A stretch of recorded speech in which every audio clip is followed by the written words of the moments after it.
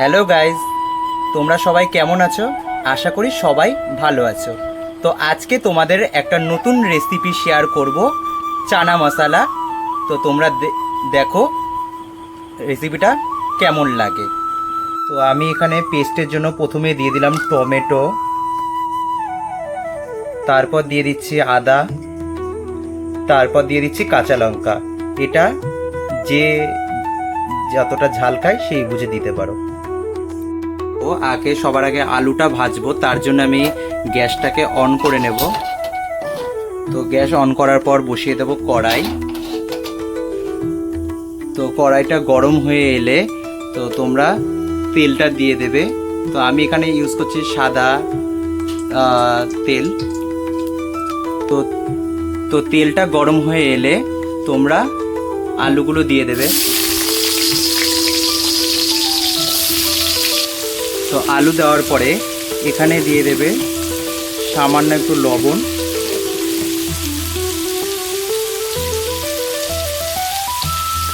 তারপর দিয়ে দেবে সামান্য 1 চিমটে হলুদ।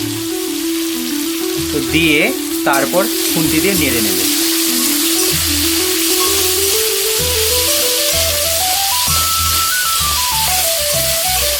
তো একটু নেড়ে এবার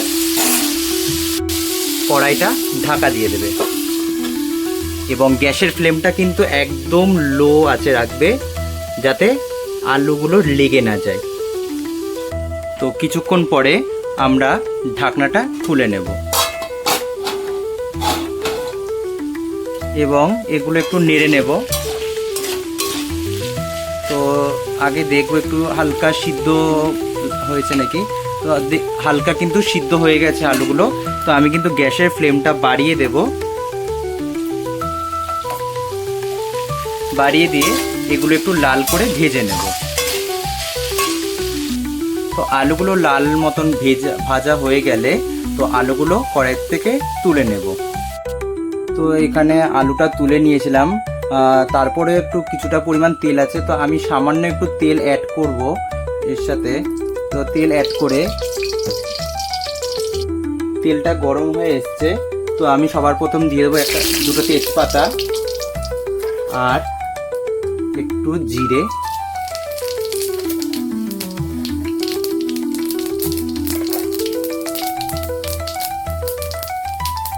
তো কড়াইতে আমি সবার প্রথম একটু সামান্য লবণ দিয়ে দেব, কারণ যখন যে বাটা মশলা আদাটা আছে ওটা ফুটবে।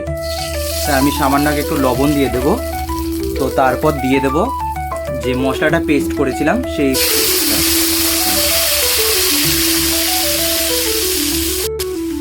পেস্টটা দিয়ে দেওয়ার পর আমি এর মধ্যে দিয়ে দেব লঙ্কার গুঁড়ো,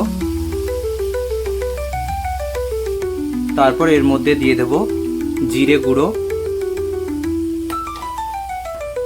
আর সামান্য একটু হলুদ। তো দিয়ে মশলাটা একবার নেড়ে নেব। তো মশলাটা কিছুক্ষণ কষিয়ে নিতে হবে।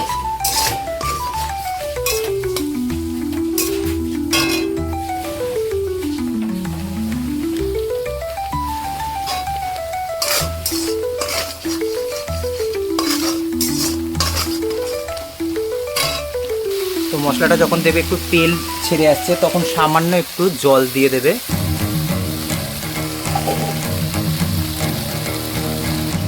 তো তারপর কষা হয়ে গেলে তো আমরা তার মধ্যে দিয়ে দেবো আগের থেকে ভেজে রাখা যে আলুগুলো দিয়ে দেবো।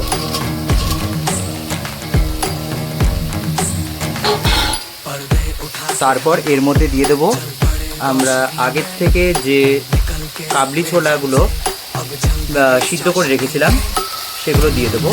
তো কাবলি ছোলা তোমরা প্রেসারে 7 থেকে 8টা সিটি দিয়ে নিতে পারো। ঠিক এরকম একদম খুব বেশি সিদ্ধ, মানে খুব বেশি সিদ্ধ না, এরকম থাকে মতন। তারপর এটা মশলাটা এর সাথে মাখিয়ে নেব।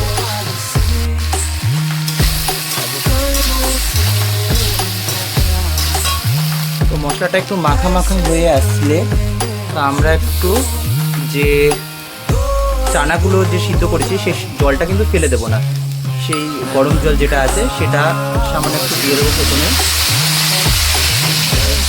তো একটু মাখা মাখা হয়ে গেলে আমরা এর মধ্যে দিয়ে দেবো কাসুরি মেথি,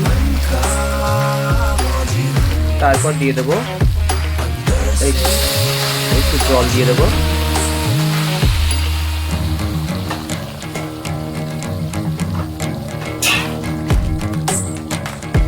তো জল দিয়ে আমি এটা ঢেকে দেবো। এখানে আর লবণ দিলাম না, কারণ আমি কিন্তু সিদ্ধ করার সময় জলে লবণ দিয়ে দিয়েছিলাম, আর এখানে আমি প্রথমে একটু সামান্য লবণ দিয়ে দিয়েছি। তো একটু এটা ফুটে এসছে, তো আমি এখানে দিয়ে দিচ্ছি শাহি গরম মশলা। তো এবার ঢাকনাটা তুলে নেব।